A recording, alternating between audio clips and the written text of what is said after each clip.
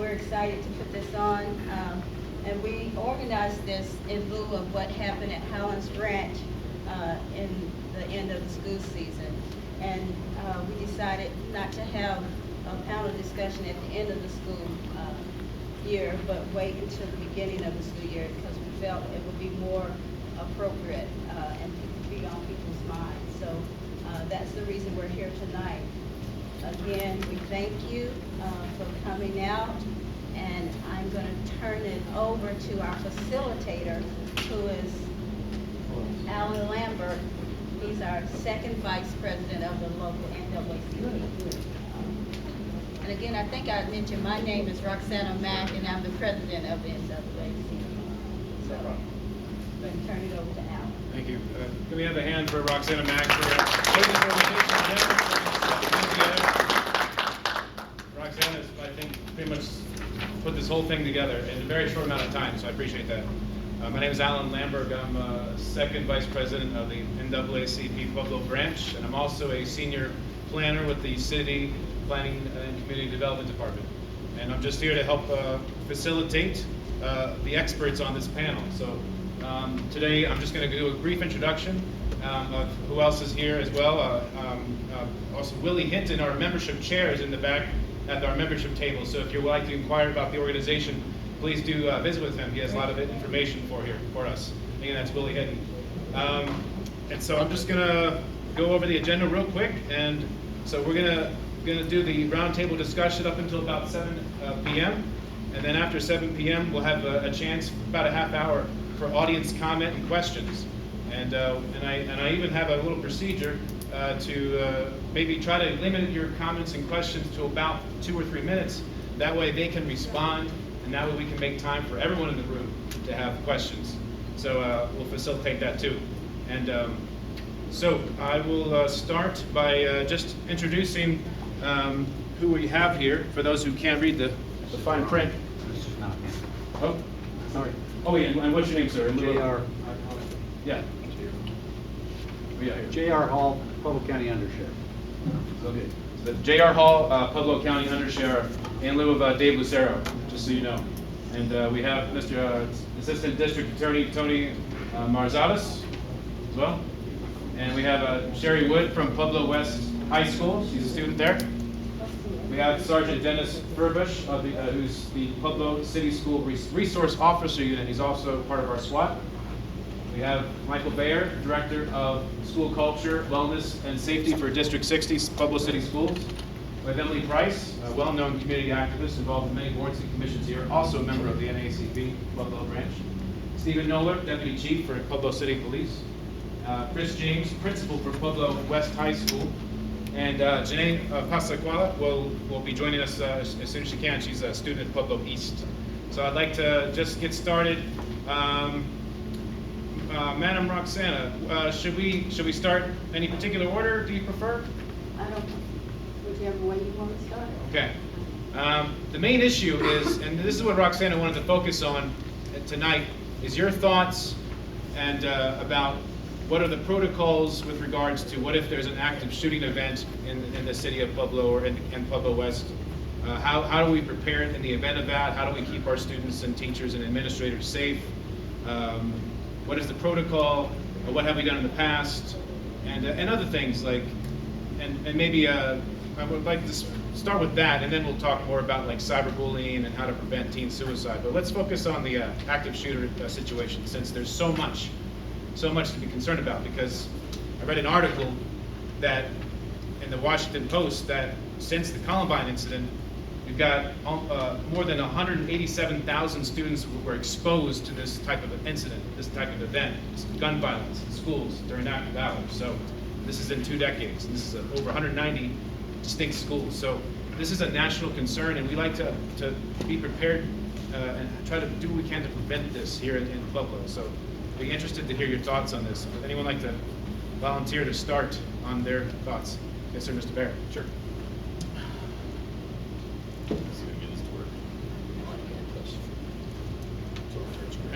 Okay. Can you hear me? Yes. Okay. Oh, sorry. Okay. Well, first of all, like you said, my name is Mike Baer. I'm the Director of Culture, Wellness, and Safety for Pueblo City Schools. I was very excited when Mrs. Mack and the NAACP asked to have this evening for us tonight, because I think it's very important to get this information out there, explain the processes, the procedures that we have in place. Because every time I get the opportunity to speak in front of a group of people, I think it's very important to recognize that statistically, schools still continue to be one of the safest places we can possibly send our kids. We have school resource officers, we have security guards, we have staff members, we have administrators, all in the building there to make sure those kids are safe every day. So they come to school, they get educated, and they go home safe. So I want to make sure that that's out there as well. You know, within Pueblo City Schools, you know, this is just a process. I mean, and there's a lot of different things that are woven together, they're dovetailed together nicely, that make a safe environment for our schools. Within Pueblo City Schools, we have a crisis manual, okay, that encompasses pretty much all the possible things that could come up, that we could possibly think of, and the practices and the protocols in place that we need to put in place to make that happen. So we have that manual that we work off of. But we've also tried to make it a little more simple for everybody within the building to see. And what we've done is we've created like a quick reference guide with some of the main topics, like our standard response protocols, what we do if there was a bomb threat, what we do in those type of situations. So you get that fast information there. We've even tried to break it down to a more simplistic approach where we can actually put these posters up in each of the rooms so they can see if there's a substitute teacher or anybody else, if a lockdown is called, this is what you're gonna do. If there's a secure perimeter call, this is what you're gonna do. And that's what I'm referring to when I'm talking about the standard response protocol. So everybody's on the same page. We're accountable to the state every year with a school accreditation report to make sure we have certain things in place. We do that report every year. And we meet all the criteria that's involved with it, including our NIMS compliance, which is our National Incident Management System, which means that we're talking with public safety in the same language. Because anytime there's a situation out there, time is of the essence. So we want to make sure that when we're having a conversation and the police officer or public safety come in and say, hey, who is your incident commander, our people in our buildings know how to respond to something like that. They understand that. So all of our staff are trained in the buildings. So we also have school resource officers in our buildings. We have 10 officers right now, 1 sergeant and 1 captain, all helping out with all of our schools. Okay, so they're all woven into all of our schools. They service the elementary schools, the middle schools, and the high schools. We have 16 security guards in our buildings. So we have security guards that work in our middle schools and high schools. This last year, we were very fortunate. We ended up getting a $1.1 million grant for an interoperable communication system so we can communicate directly with public safety. And so if something's happening at a school, it's a matter of clicking a button on a radio and having that direct information so we can have that good contact, good communication immediately so they can know what to expect when they show up on the scene. So we were very fortunate to get that. Within our district, as part of this protocol, we also teach run, hide, fight. We want to make sure that our staff is able to use their perception of what's going on and their resources and the information that they have to make those choices. Because sometimes if it's safer to leave the situation, if the danger is to your right, then we're going this way, to a safe location. Hide, that's the lockdown procedure. It's been proven time and time again that if they're behind a locked door, that is a safe option. And unfortunately, if something gets beyond that point, you know, they have the option to fight. You know, other systems that we have in our buildings that are important to us is we have a buzz-in system in all our schools. We have a visitor check-in process where they're signing and checking in. They have directed entrances where we're trying to funnel everybody towards one entrance. All the police officers in the city have badges, and there's scan points in the building. So if they needed to, they could run over, swipe, and they can get into those buildings very, very rapidly.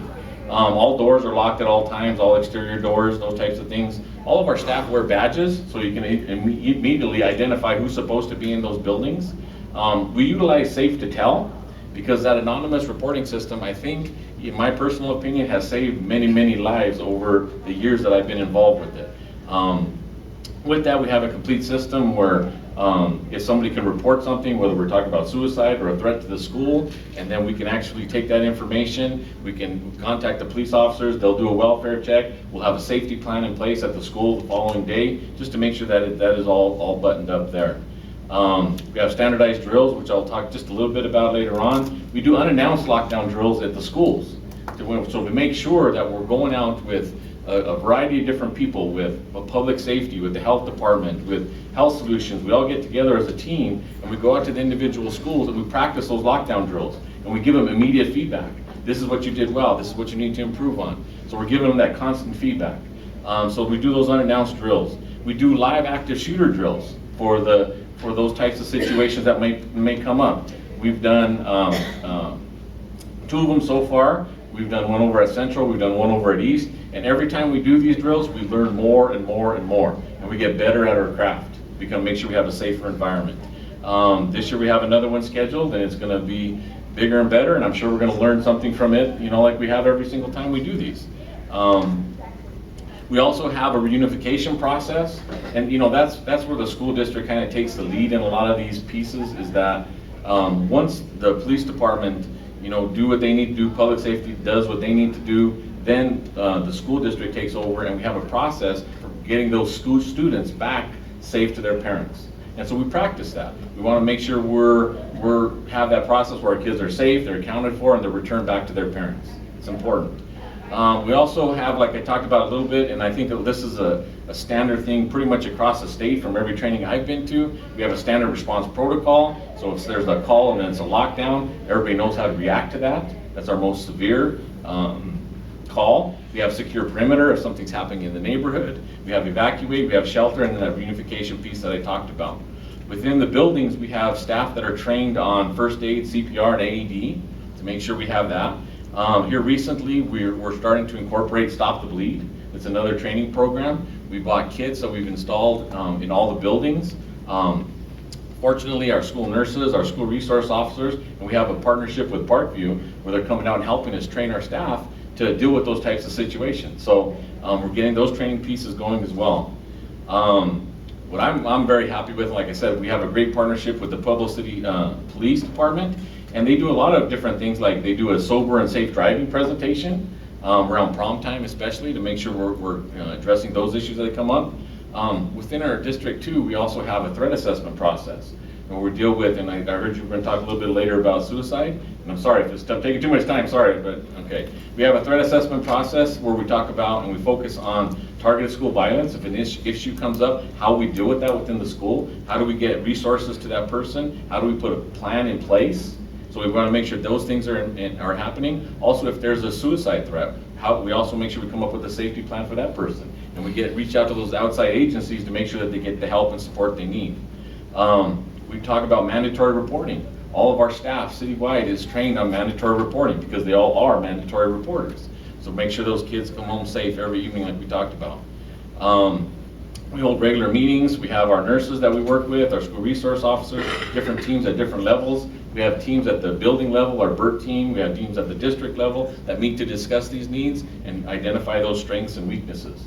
And it's a philosophy that we came up with a while back, and we don't rise, and I think he uses this quote as well as I do, we don't rise to the level of our expectation, we fall back to the level of our training. And I think that's something that we need to make sure we continue to do. But that in a nutshell, I could talk about this for hours if you want me to, but I mean, that in a nutshell, just a few things we have in place. Okay, thank you, Director Bear. That's excellent, excellent. And I think we'd like to ask Mr. James from Pueblo West to share. I'm just going to say something profound. Ditto. District 70 does the same. District 70 does the same thing. There you go. I mean, almost to the T, exactly what he said. Our protocol is safe to tell. All the practices in play. I mean, that's pretty standard protocol, even from the previous district that I came from before. Everything's pretty much common practice. So even for teachers to move within districts or buildings, a lot of the same terminology is in place. So it makes it a little more of a smooth transition for people to move between buildings to help students and staff and be successful. How do you all get that information to the parents? I know the teachers know what to do. Not supposed to the teachers, but the students know. So the Madam President wanted to know how do we communicate this information to parents? And actually that was going to be my follow-up question too, because it's utmost importance to get parents involved in the students' lives on campus.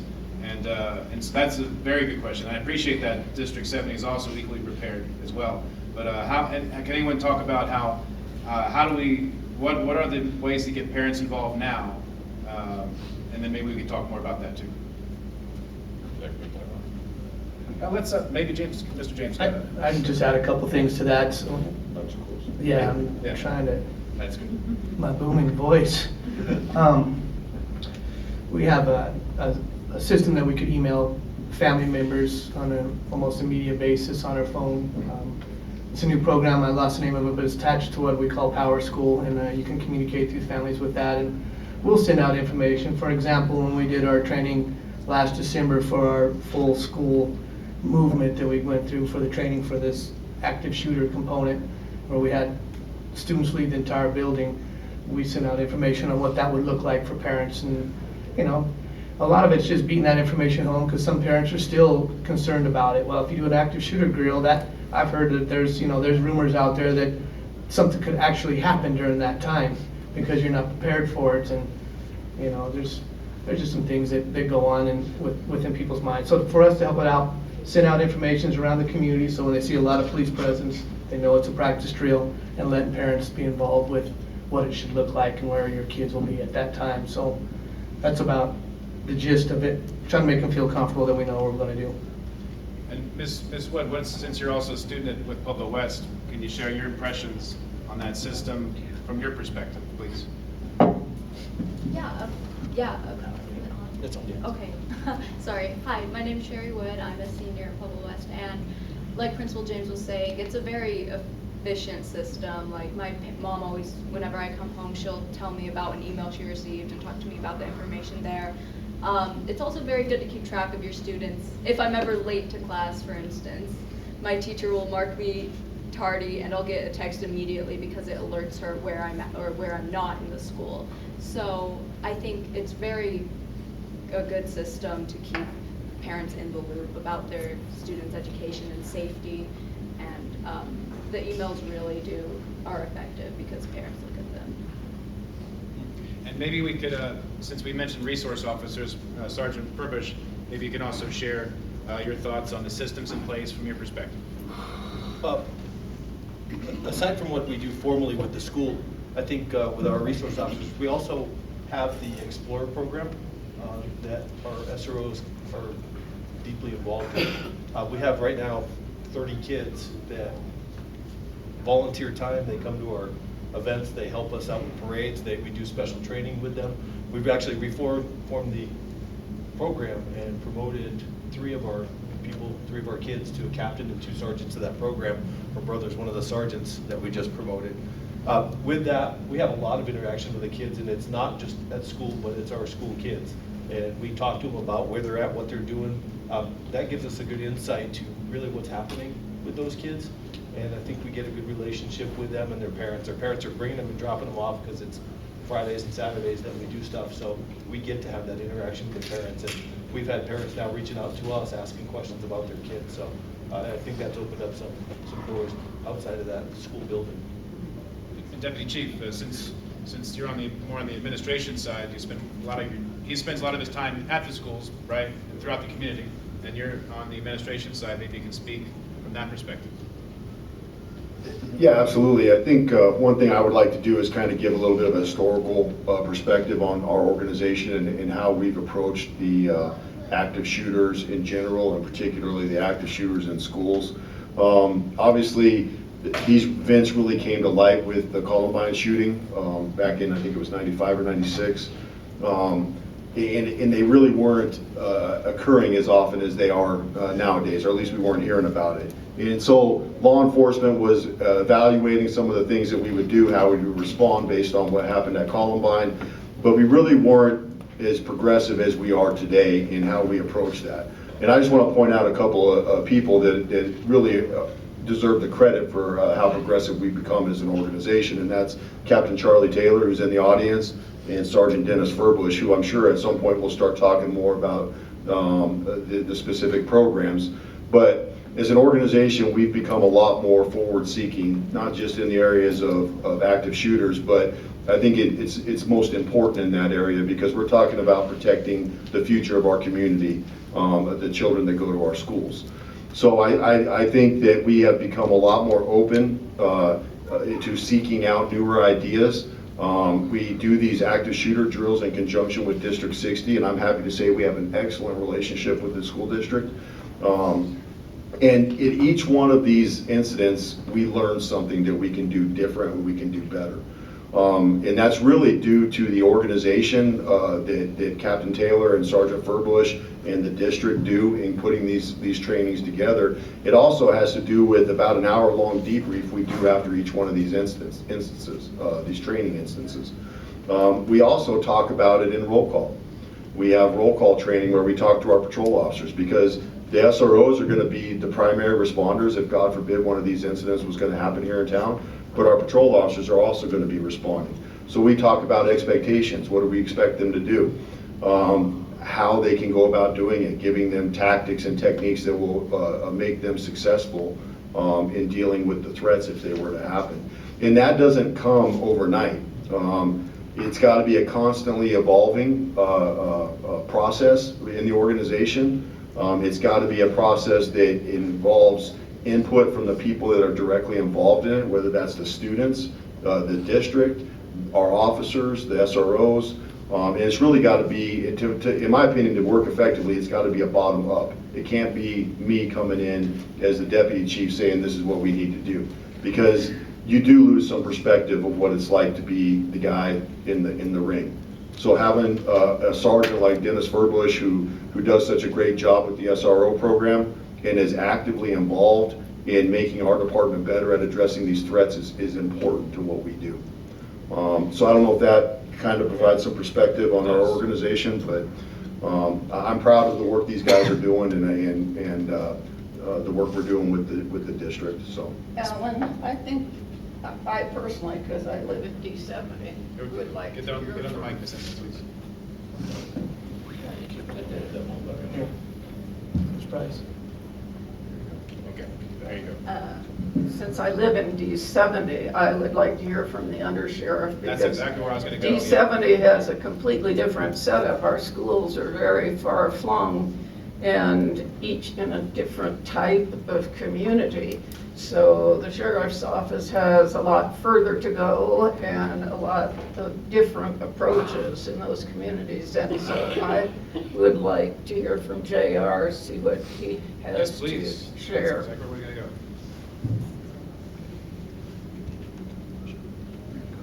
Hi, can you hear me? All right, so my name is JR, and thank you, Emily. I don't know if we're that much different tactically speaking, but I will tell you that Sheriff Kirk Taylor has been an advocate for having a very close relationship with schools since 2007. And so, and certainly I've been involved in school safety since 1993.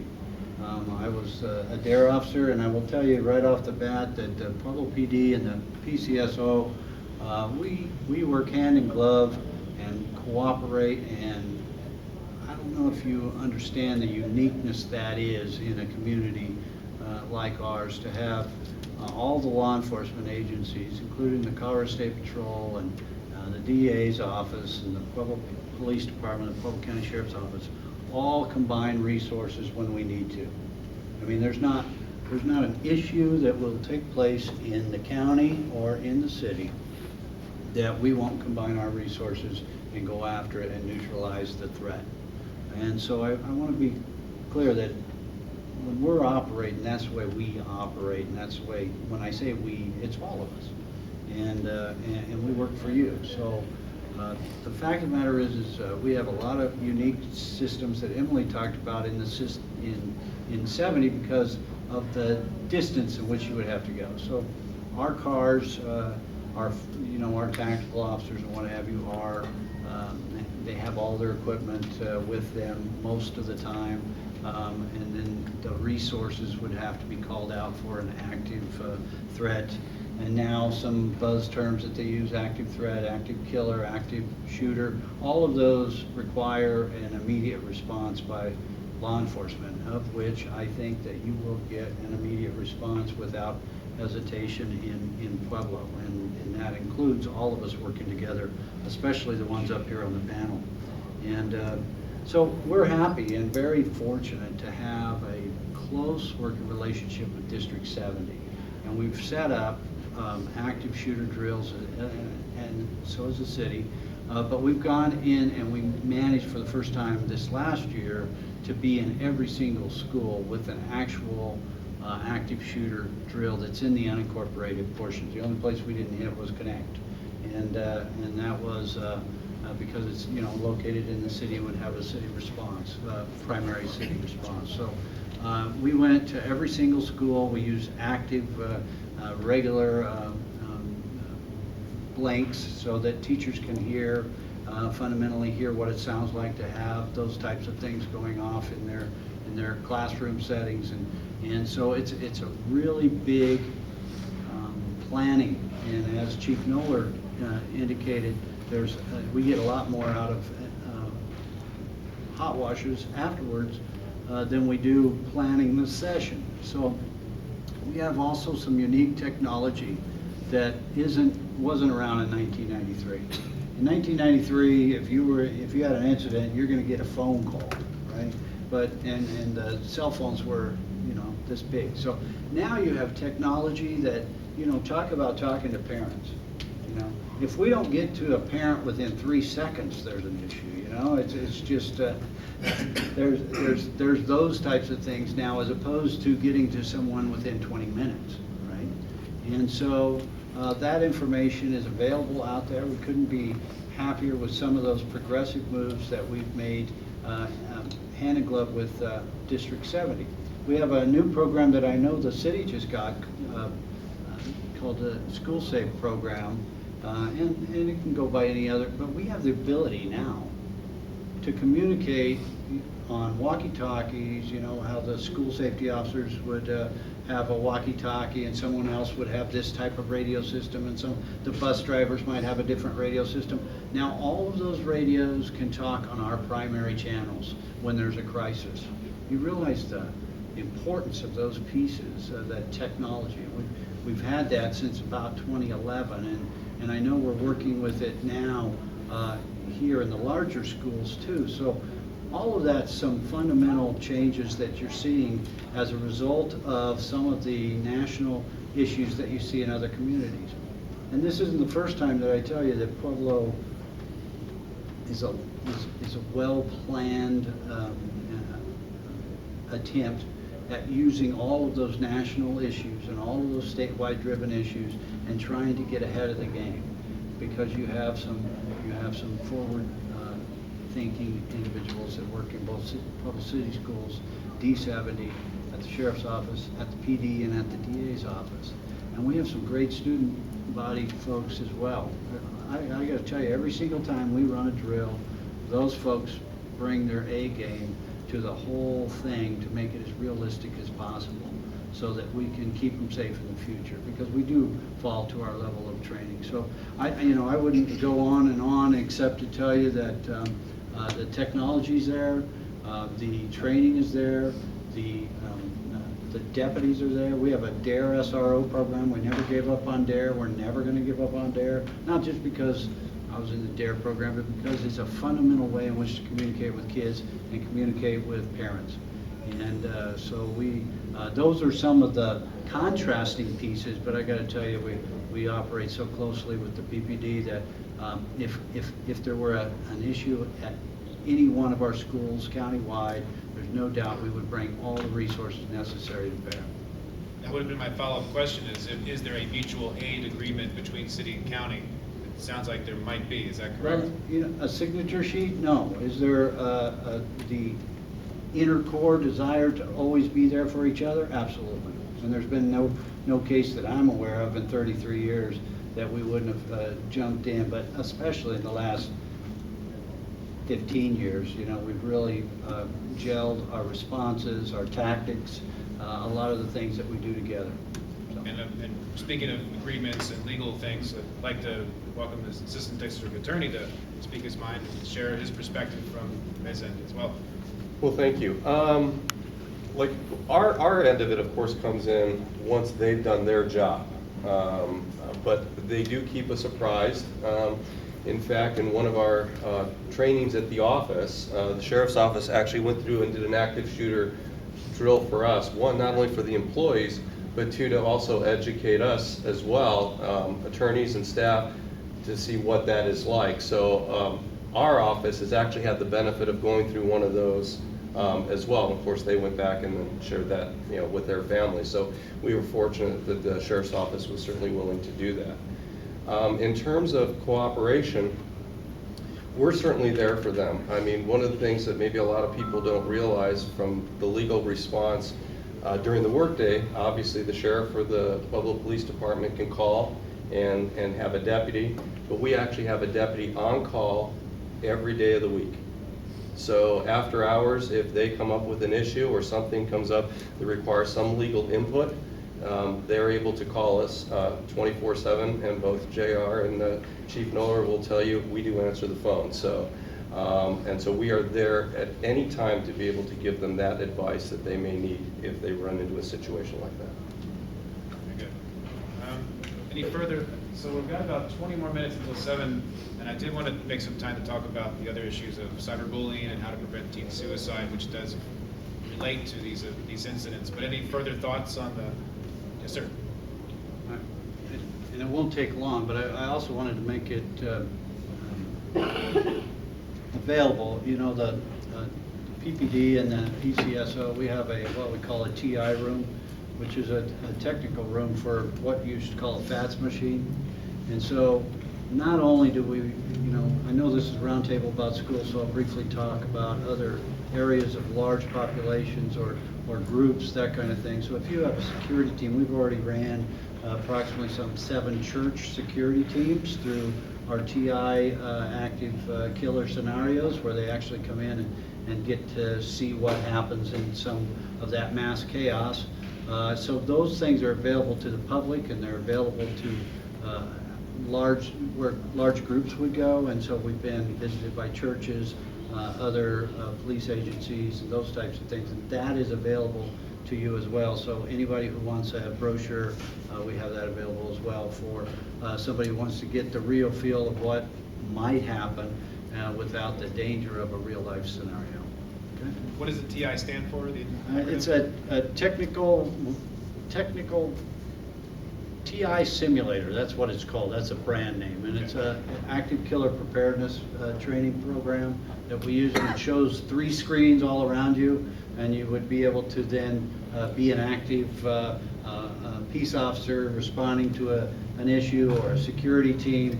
All of that's available, and I only bring that up not to tout that, other than to bring it to public awareness that this is available in your community already, and it's not available in all communities, right? So the PD and the SO and all of us have the ability to train on this, as well as you do too, if your church, your group, your library group wants to get together and come in and use that training experience, we make it available. Thank you. Any other comments? I'm going to have Emily segue us into the other topics, but any other further comments on this panel? Can I make a quick Yes, comment? sir. Do you have a question? Yeah, before you shift, I wanted to ask about one, you said parents and females. What about those without? Secondly, since it says your strengths and your weaknesses of your policy and procedure, I'd like to know what do you perceive to be your weaknesses? What kinds of things you see that we can't improve on? Let's save that for the about 7 o'clock. But I'm going to note that question because we want to make time for those. I want to make sure we can hear from everybody as much, but we'll definitely start with you, Ms. Margaret, at the audience comment section. Okay. So save that thought. Okay. Mr. Sergeant Furbush. I can't get this to work now. I can't figure it out. There you go. There we go. I was a patrol sergeant for a number of years, a decade, more than a decade. And about 8 months ago, I had the opportunity to take this position. I was fortunate to be able to move to the SRO position and take over that unit. First thing we did was the first thing I was warned about, it's terribly difficult to deal with the district. They're going to tell you no on everything. And I don't think I've heard no on anything. Everything they were trying to do to make those schools safer, we're hand in hand with the district, making sure that those things happen. They actually paid for me to go to South Carolina. I went to an FBI school, an active shooter prevention school. When I got there, there was dozens of agencies from around the country there. And as I sat back and listened to everybody talk, I was very pleasantly surprised to hear how far ahead of the game we are compared to most everybody else that was at that meeting. So I think they gave a list of you should be doing these 30 things, and I think we've got almost everything on that list checked off. we've got work to do, and we'll go to your weaknesses later. We do have weaknesses that we've tried to address. But man, my goal and my first thought when I took over the program, I want every single principal to go home thinking we have the safest school in the district. I want every parent to think we have the safest school in the state. That's what I want, and that's what we work to do every day. This summer, we went to the state board. It's CASRO. It's a state board that it's all the SROs around the state. Again, I'm sitting in a room full of SROs. There's dozens of agencies there, all from Colorado. And I thought, no, we are way ahead of the game. And I'm happy to be where we are because of what we are allowed to do with our district. Jared talked about the collaboration we have. They just opened a new charter school on CSUP's campus. It's a District 70 school that sits in District 60 or in the city response area. And we had a meeting last couple weeks ago. How do we figure this out? The LT that was there and myself already had it figured out. We already had our plans because we know how to respond. The formal and informal relationships that we have all across the city make it very, very easy to get things done and to make things better for our schools. So we'll talk about some more of that stuff as we go, but I want you to know, and I want you to sit back and each day and think, we work hard every day to answer the question, what can we do to make these schools safer? Is there, maybe we can talk, do you have any more thoughts about what we can do to improve? Is there any room for improvement? Can you share anything about that? Anybody on the panel might speak of that. I think for us, one of the weaknesses, the enemy has a say. It's an old Army term that I have. People evolve and adapt their tactics, and that's the thing that we have to figure out. And with everything that goes around the country, you know our resources adapt to it as well. So when we look at that, we do the best that we possibly can. So new kids that come into our building have to acclimate to our clientele and our culture, and those are things that take time for students to feel safe in our buildings, and that's a key component to all of this, because they really guide and they inform us of what's going on by using whether it's Safe to Tell or whatever that is, and those are important pieces. And that's one thing that I really strove for when I took over here at Pueblo West High School, was being very visible throughout the day, and as well as meeting and greeting them in the morning time. I mean, something as simple as good morning and give them a little fist bump, but that way I can look at every kid that comes in through that door, and sometimes just doing that will de-escalate and make you feel like you have a safe place to be, and that helps a ton. A lot more than people can, I think, realize. So. Anyone? Okay, Mr. Baker. So I have to agree with Mr. James. You know, I think the biggest weakness is not being able to foresee what's going to come down the pike later on. I think what we're good at is identifying what's happened and making adjustments so we can address those immediately. Because when we do identify it, we do adjust and make those changes. But I think one of the other things, like he was referring to as well, is that it's a constant training process.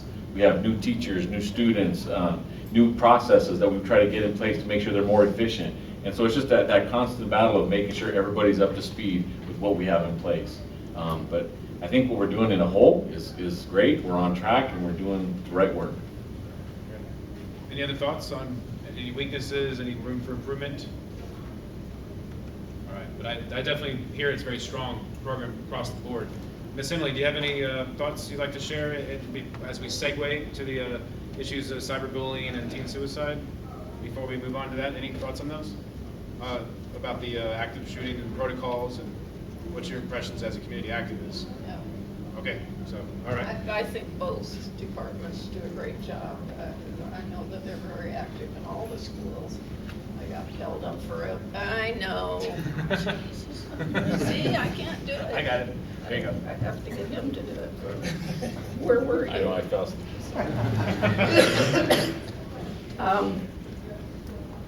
The thing I'm always concerned about is D70 is such a geographically large area, and our people are very remote in our schools, remote from our law enforcement.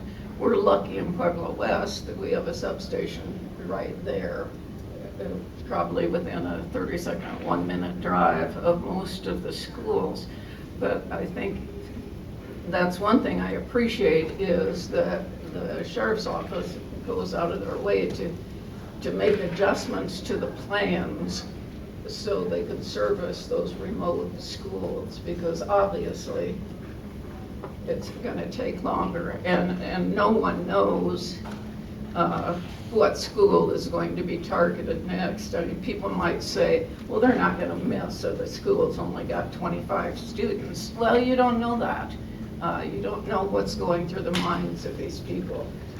So I really appreciate that Kirk and the guys really go out of their way to adjust to the environment in our district. Very good. Thank you, Emily. So we have about 10 more minutes until audience comment, but I want to encourage everyone on the panel, even though on the topics of cyberbullying and teen suicide, none of us are real experts. We're not psychologists. We recognize that none of us are real experts on psychology or things like that. But you have probably, I imagine you probably spoke to many people. You talked to parents, you talked to students, you talked to many people who've been affected by these things. And I would be curious to know your perspective, and I would encourage you to share your opinions on these matters in ways that might help us understand and maybe find ways to work in our community to prevent these things from happening. Yes, sir. Did you want to This go is first? me. Go ahead. Oh, she explained it. Okay. You got it. We'll go to you That's next. what she is. We'll go to you next. You're the boss. Yes, I am in this area. I know it says on here activist, and that means absolutely nothing. So I would tell you that I am somewhat credentialed in these areas. I do have a degree in psychology. I do have a degree in sociology. I lost a husband to suicide. My husband happened to be black. I raised 3 children from first grade through seniors in high school in an all-white school in an all-white city. So there is not one thing about bullying or discrimination or hate that I do not know and have not experienced. And my opinion on this whole subject is we need to start way sooner in preventing this. We need to get into the elementary schools with psychology to teach kids not to allow themselves to be bullied.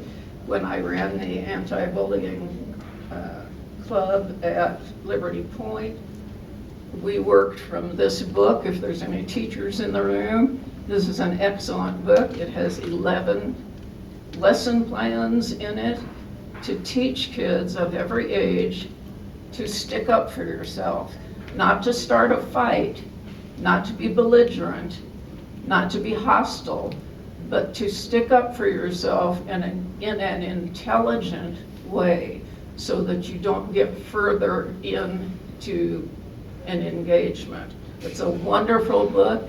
I believe the only place you can get it now is on Amazon.com, but if you are a teacher or you know a teacher, this is a great resource.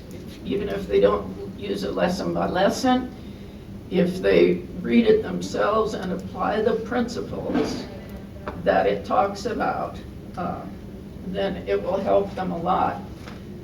Also, there is a website for a group called Teaching Tolerance that is free to teachers.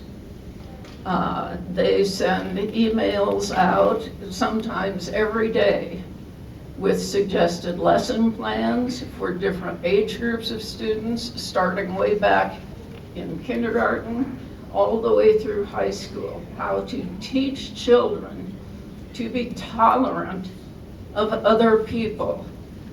Most of these school shootings are students who are coming back to get even, either with other students who were mean to them or with teachers and administrators who were mean to them.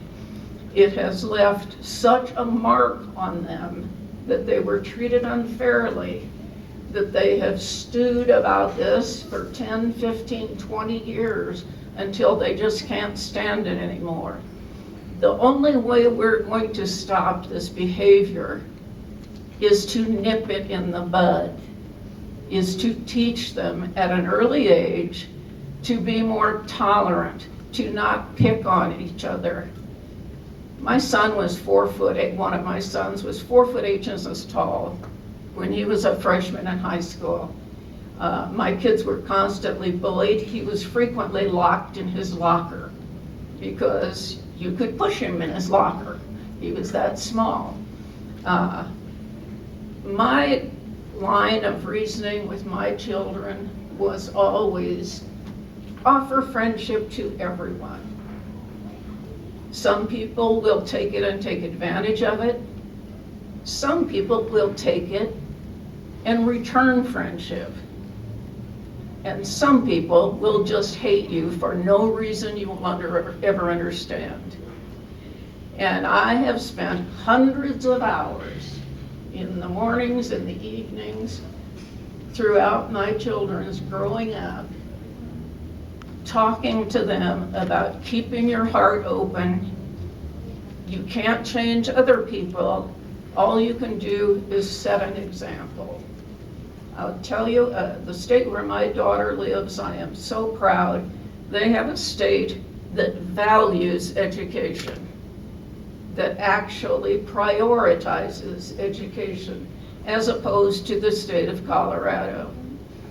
My 3 grandchildren at age 2.5 entered the state Child Development Center, which is open to anyone as long as they have room. You don't have to be rich, you don't have to be influential.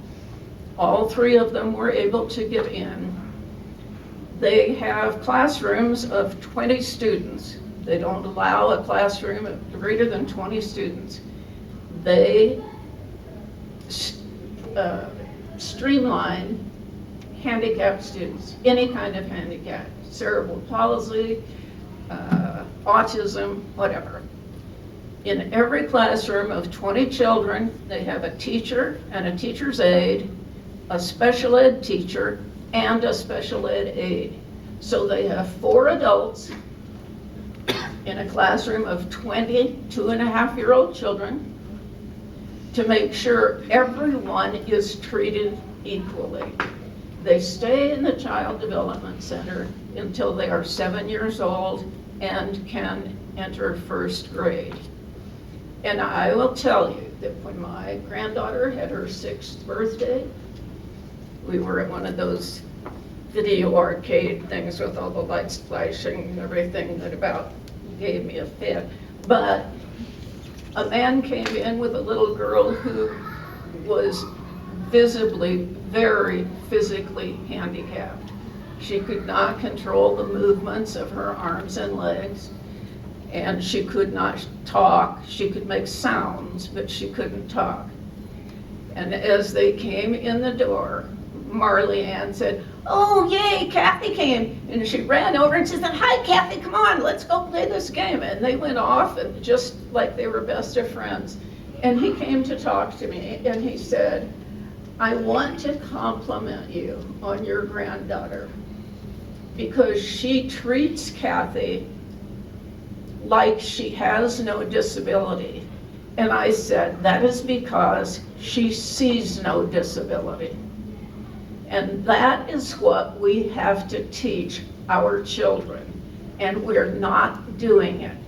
And I know teachers say, it's not our job to teach your kids, blah, blah, blah. The fact is, teachers and daycare centers have more hours of interaction with people's children than parents do. Whether it's a single parent family or a 2-parent family. They are working their butts off trying to pay their rent, buy their groceries, keep their kids in school. The kids are going to school at 7:30 in the morning. If they have extracurricular activities, they may not be getting home till 7 o'clock at night. It's a quick pizza from Pizza Hut and a kiss on the cheek, and I'll see you in the morning. So I don't think we should be constantly chastising parents for abdicating their responsibilities. They're not doing it willingly. They have no choice. Our economy sucks. So they're doing what they have to do. If we want our children to grow up and be healthy individuals who can interact with other individuals of different colors, different physical capabilities, autism, blind, deaf, whatever, then we have to teach them from the get-go that we are all human beings. If you cut us open, you're going to find exactly the same stuff. And we need to treat each other that way, and we need to make sure our kids grow up that way. I couldn't be prouder of my children for the way they have suffered through the years and kept turning the other cheek. I didn't know they had that many cheeks. I tried to take them to a swimming pool one time, and I said, I need to pay for 4 people. The guy took my money, and I said, come on, kids. And when he saw who it was, he said, oh, you can't bring those kids in here. And I said, why is that? And he said, we don't allow coloreds. Like colored is a noun, it's a thing. It's like a dog or a cat. We don't allow coloreds in our pool. And as we went back to the car, my son looked at me and said, is that one of those people who hate us for no reason? And I said, yes, it is. But you'll notice I smiled at him and said, thank you very much for your time. I said, we'll find another place to have some fun. Children need to learn to accept other people the way they are. I mean, even my daughter, when she was 18, 20 years old, I said, okay, now when you date a guy, don't marry him and think you're gonna change him, because you're not. Because you can't do it. So I said, you're gonna have to accept him the way he is or don't marry him at all. But I think coming in after the fact, when some deluded person who is still carrying a grudge against somebody who stuck his head in the toilet when he was a 6th grader and comes back to get even with the school. We can plan all the active shooter drills we want to. That does not prevent that happening again until we learn to live together in peace. I've got lots of resources here for teachers. I don't know if there's any teachers out there, but Chris, if you would take some back to your people. I also passed out, this is our Southern Poverty Law Center publishes this every year, 10 ways to fight hate. And it's practical suggestions of things you can do in your community to build a stronger community. Thank you, Anna. Thank you. Before we start with audience comment, any tags on this? I know Deputy Chief Noeller, you had something to share as well. I was just going to say, we in law enforcement oftentimes deal with people in moments of crisis. Some things that we're doing proactively as an organization to try to help with mental crisis in general is we try to train all of our officers to be a crisis intervention trained. It gives them different techniques on how to speak with people when they're in crisis. We also have what's called a co-responder program, where we have mental health workers from Health Solutions that ride with our officers. We have one of those on each shift, one of those caseworkers on each shift, and they actually ride with the officer, and they're there on scene if we deal with individuals in crisis. So we're trying to be proactive in helping with that, and I think if we treat one another with respect, at the end of the day, maybe we can end some of this. Thank you. Mr. James. Now, I'll add one thing. When I came to Pueblo West High School, we only had 2 school counselors for 1,400 students. So I added 2 more so we could have 4 at least to balance out those numbers. So some of the students had access, because it's still 300 kids per counselor. But the cost is prohibitive for me financially to add more counselors without community support. So I did that to try to offset some of the needs of the community with that as well. And then again, one thing that I always challenge my seniors is I only really have one rule, and that's just be a good person. And that's what, Sherri was a senior this year, and that's the first thing I've seen with them is say, I just need you to be a good person. And the second thing is lead. And if you're being a good person and leading, then you're pulling up our other young ones together. And we really have a pretty good community out there. And we're a community, and there's kids, and there's problems, and there's parents. And some parents have ingrained hatred as well that they transpire onto their students. And I don't disagree with what Ms. Price said, but our teachers are inundated trying to teach kids. We can't take them all, and they can't live with us, so we need parent help as too. It's a three-pronged attack. Teachers can't do it all in an 8.5 hour period, and then as well as take care of their own kids. So there are some things that we got to work on with that. Before, if I may, Matt, ask I Ms. want to answer him. Okay, we'll do that momentarily, but I want to give Ms. Sherri a chance to add on to that, especially since you're one of the younger people in the room, and especially the topic of cyberbullying. Maybe you'd like to share with that. Yeah, of course. So, is this on? Okay, I can't hear myself. I'm sorry. Make it closer to you. Okay. Okay, sorry.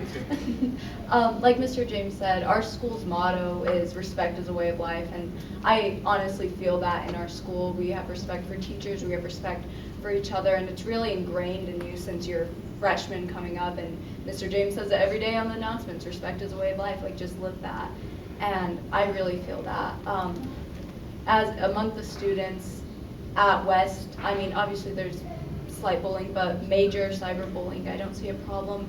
One thing I think that helps with that is it's a public image, and now colleges are looking at your accounts, and they tell you that they will look at your social media, and jobs will look at your social media. And I think that really has impacted the way like students interact with each other and interact with just the community, posting things and commenting, because they know like they're being watched, and I think that's an important accountability thing through that.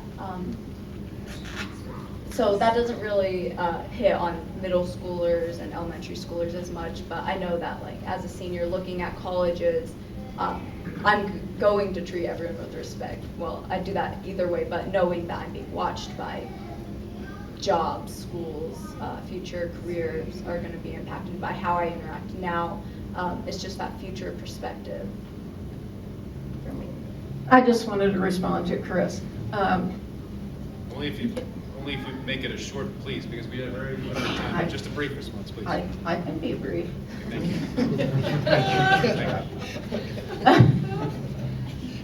I know you don't have the resources. That's our fault. That's the voters' fault. That's because people do not get out and vote for increased funding for schools. And people say, well, you already have 37% of the state budget. Well, it's not enough, because as he said, you can't have a school psychologist in every room, but you can have a monthly training for your teachers to teach them how to act.